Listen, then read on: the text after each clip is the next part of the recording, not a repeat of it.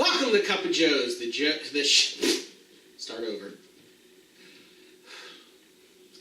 Welcome to Cup of Joe's, the show that takes you inside the Feldetta Family Fantasy Football League.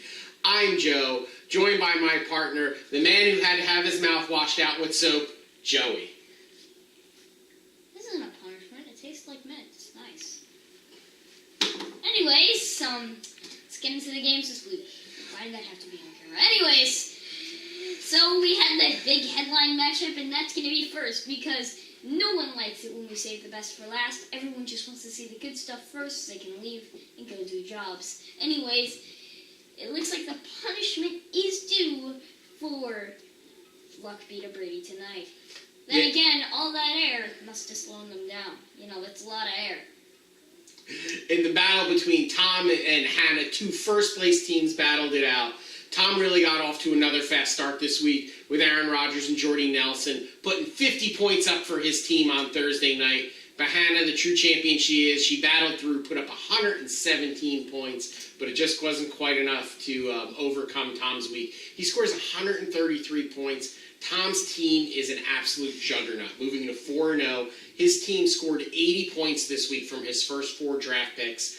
Jordy Nelson, Todd Gurley, Carlos Hyde, and Aaron Rodgers put 80 points up for Tom this week. 133 points. This is like his 3rd week in a row in triple digits. Uncle Tom is killing it this year. Uncle Tom's he is so good right now. Now, one of his most deadly weapons is to strike fear into any opponent. Not only from his reputation, but because of how he plays. Most of the time, he'll get huge points on you before one of your guys have even played, and he'll use that fear with you to get you defensive. And that is what he wants. The punishers make you paranoid.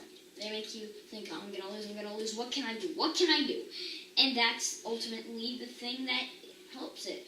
Plus, if he like his first 4 guys are amazing. They've just been putting up so many points, especially Todd Gurley. He's been doing really good. Do you think he's doing so well because, like, his last name is Gurley and people made fun of him? They're like, oh, you're a big football player, but you're Gurley.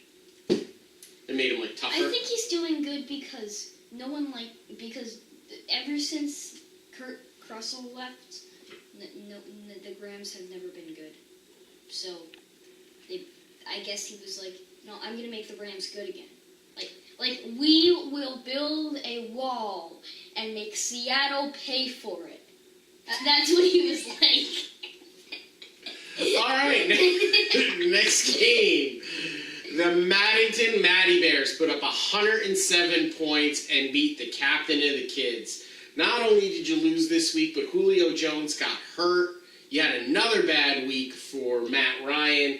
And Maddie, led by Russell Wilson's 28 points, beat you by over 30 points this week. So it's dropping you to 1-3, and it moves Maddie to 3-1. Dude, what happened? I have no way to come back from this.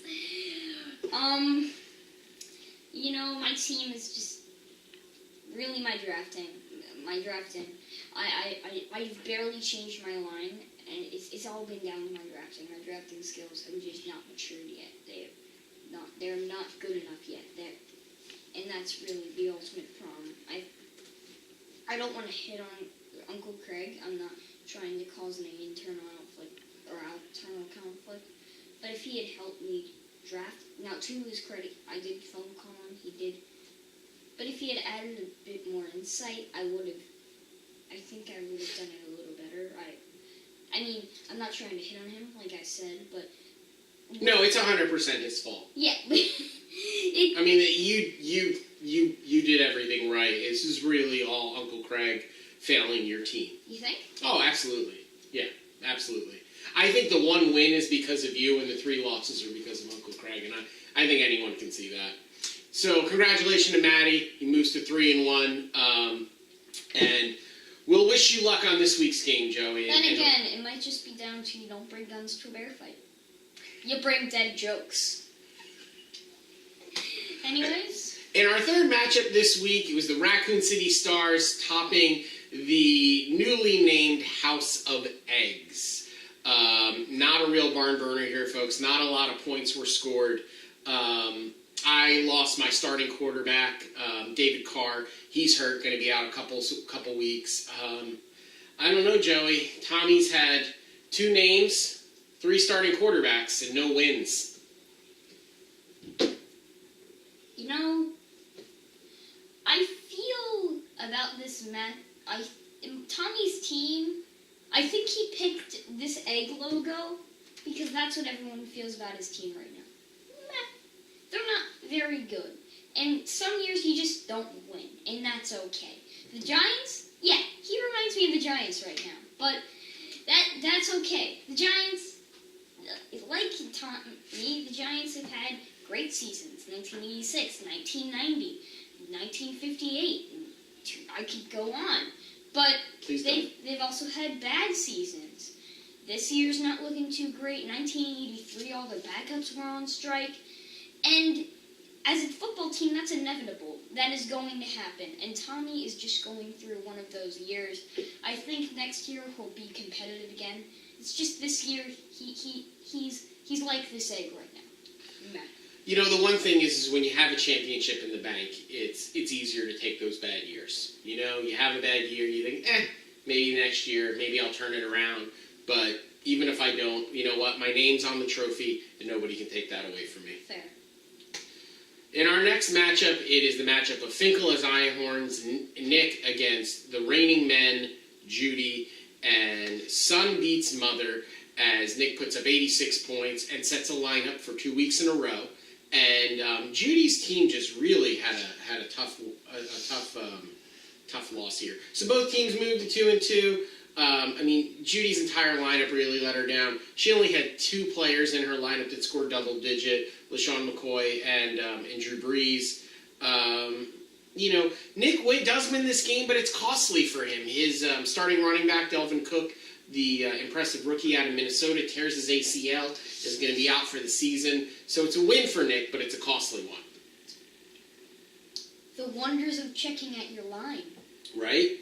Anyways, I totally agree. You looking at the app right here, it's just really the worst thing I see with this team is Sammy Watkins and T.Y. Hill. But I know those guys, they're probably just having a bad week. You know him personally? Like, you send them Christmas cards? No. Can you call one now and be like, hey, Sammy, it's Joe, what's going on? How's T.Y.? He didn't pick up. Oh, leave him a message. Okay.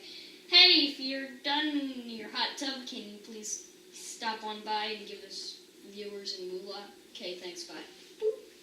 You really need money. Anyways, let's get back to it, but I agree with everything you say. This just wasn't the game, and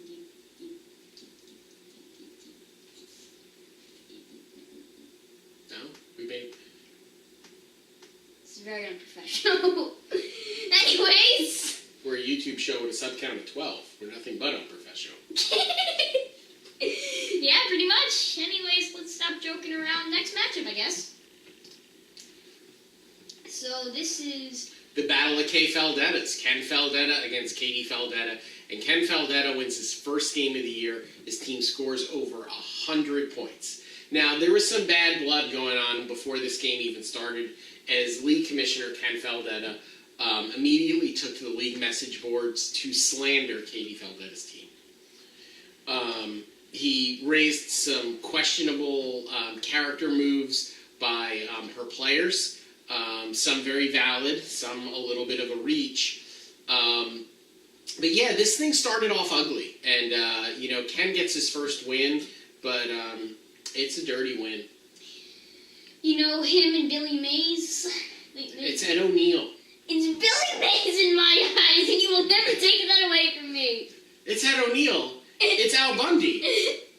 We'll settle this in court for the second time. Please don't touch me. Anyways. With your little hands. Katie's Killer Kittens. And, you know, where was I? Katie's Killer Kittens. I'm actually really surprised here. I did not expect this. I don't know. I kind of just looked like that Ken and Tommy were sort of like in a rut, and that they were going to come back next season and be competitive. Mm-hmm. But he's proven us wrong. If he can show me that he has more wins up his sleeve, I might think that he could take out the reigning men. I have faith in Ken. I think he is a really good manager. He's been playing this game for so long, and he's just very good. Now, Katie, I said I believe in week 2 that she was a rising star. Starting to take that away a little bit. A 2-2 record isn't bad. It's actually pretty average, but still, average isn't what you want. You want to win. So, you know. So I agree with you.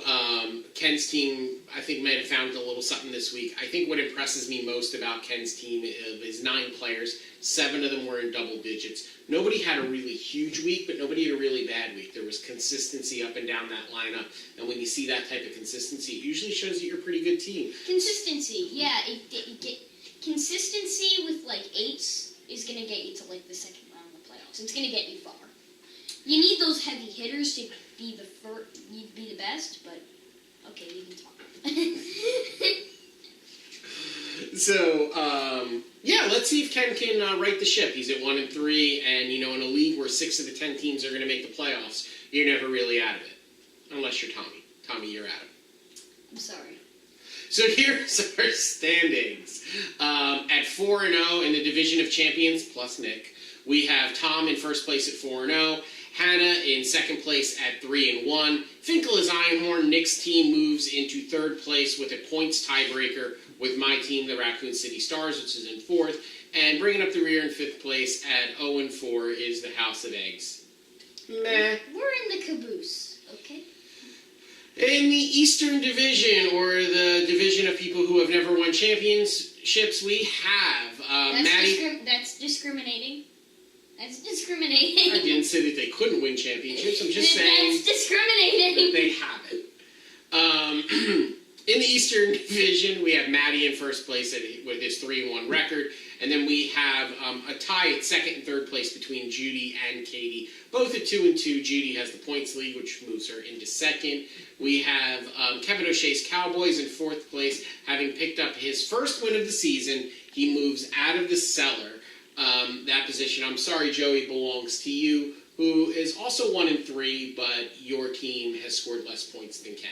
You know what I gotta say? What do you gotta say? Nobody cares, Keith! Nobody cares, Keith! Let's move on, because I'm not going to talk about that anymore. Let's talk about this. I'm doing things. I'm doing things. I'm being a good person. So in our pick'ems, we both went 4-1 this week, which is pretty awesome for us. That moves me to 7-8, almost at 500. Going to get under that even watermark, and that moves you 3 games above 500 at 9-6 this week. So you have a 2-game lead on me in our pick'ems. But I don't know. I think I'm going to close the gap there, Joey. Let's see how we do this week. You do not know the ways of the magical ball. I get every move I know from the magical ball. You get a lot by rubbing the ball? Yes, and I've rubbed it enough. This is looking very weird now. Okay. Let's start. All right. Preview for next week. It's Finkel and Einhorn at 2-2, and the Raccoon City Stars at 2-2. We've stopped putting the lineups in because now we've hit bye weeks, and the lines when we're recording on Tuesday are askew because we have players in that are not playing this week or are on bye. So 2-2 versus 2-2. I am playing Nick. So what do you think, Joe? It all comes down to if he checks his lineup, which, is a dead joke at this point. But still, it all comes down if he checks his lineup, and that was the phone. Oh, he's back. It was he right home? Yeah, he says that, I don't know you. Who are you? Okie dokie. Let's continue. Who are you picking, me or Nick? I'm going to pick you, not only because I don't like to sleep on the floor, but also because I think you have a better name and a better team. Well, I'm picking me as well. Atlanta's on bye this week, which hurts Nick because it puts Coleman on the bench for him. And then also, he lost Delvin Cook. He's got to try to pick up or replace his top running back off the waiver wire, which is really tough to do. And you got to feel bad for Nick. He's lost David Johnson and Delvin Cook, his top two running backs, both out for the season. Also, I did lose David Carr, but it's much easier to replace a quarterback on the waiver wire than it is a starting running back. So I'm taking me as well. So this is the matchup of Hannah. Luck beat a Brady tonight at 3-1 against the captain and the kids and Joey. Who are you taking, Joey?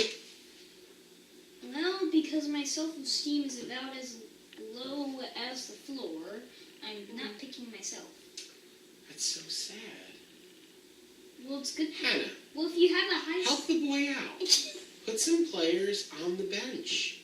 He was the ring bearer in your wedding. He wore a bow tie. He carried a sign. Look at the boy. Give him a win. Come on, you can afford it. You're 3-1. If you win, you'll still be above 500. That being said, I think you're going to demolish Joey's team. Elena's on bye, which means he's not going to have Matt Ryan or Julio Jones this week. You don't have any work for me, baby! You have no players on bye. I think that Hannah's going to move to 4-1. Sorry, Joe. I can't pick you, but... Well, if I can't pick myself... I'm wishing you luck. Well, if I can't pick myself, how many people can pick me? Am I mentally insane? All right, and this is the battle of 4-0 against 0-4, or the battle of Tom versus Tom. We have Uncle Tom at 4-0 and Cousin Tommy at 0-4. What do you think of this one, Joey? This egg's going to be a little hard to cook. This egg's going to be easy to cook for the Punishers. That's all I'm going to say. Please excuse my punnage. It's on beginner level. I'm picking Uncle Tom as well. I think the Punishers are going to win. He only has one player on bye. He's got Aaron Rodgers and Jordy Nelson playing Dallas this week, and that Dallas defense is terrible. They just gave up 30-plus points to the Rams, and this is a much more potent offense. I think Tom's in for another triple-digit week. Tommy's still searching for a quarterback, so I think he's going to be looking at starting his fourth of the year. This just, unfortunately, is not his year.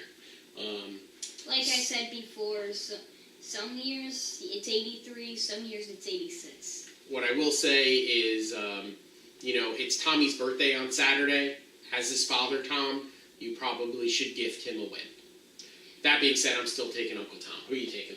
Well, I mean, you don't have to give him a win. You can gift him one of the many games that are... Anyways, let's not turn this into a gaming show. Wait, you taking Tommy or Tom? Tom. Tom? Yeah, Tom. Tom. Tom. Tom. Tom. Tom. Tom. Tom.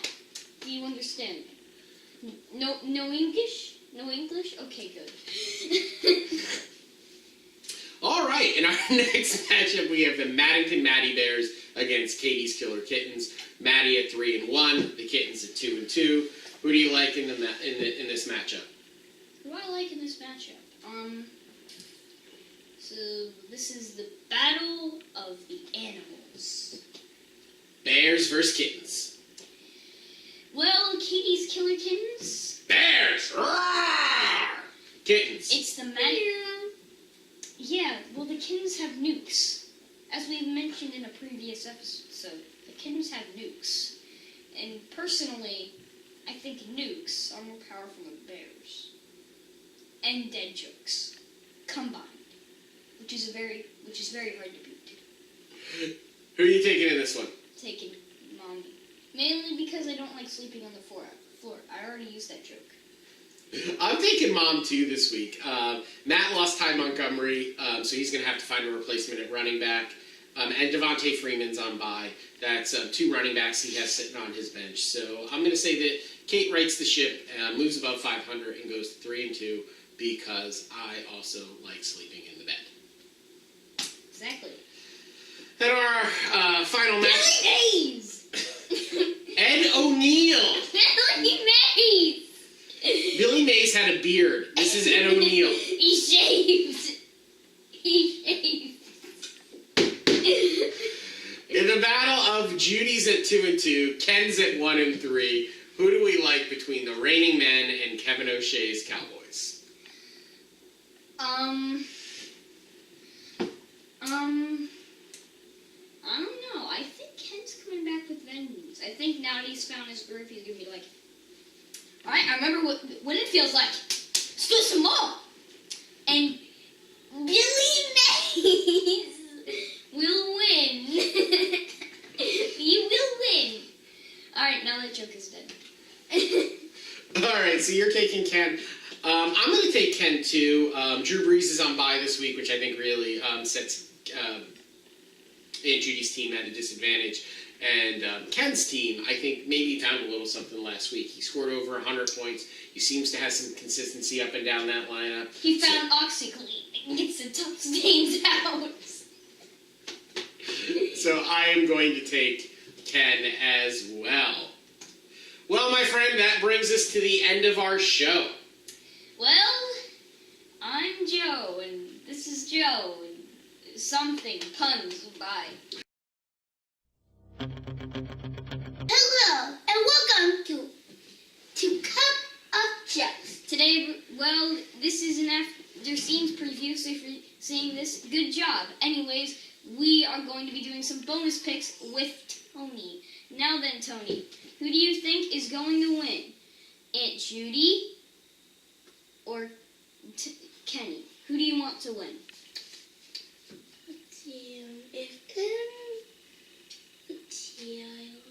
Aunt Judy. All right. Next up, who do you want to win, Maddie or Mommy? Mommy. Okay. Even Maddie too. He wants both of them to win. He wants a tie. Okay. Who do you want to win, Big Tom or Little Tom? Tommy or Tom? Tommy. Okay then. Do you want Hannah to win or me to win? Yeah. You're gonna be so Both. You okay? Do you want me?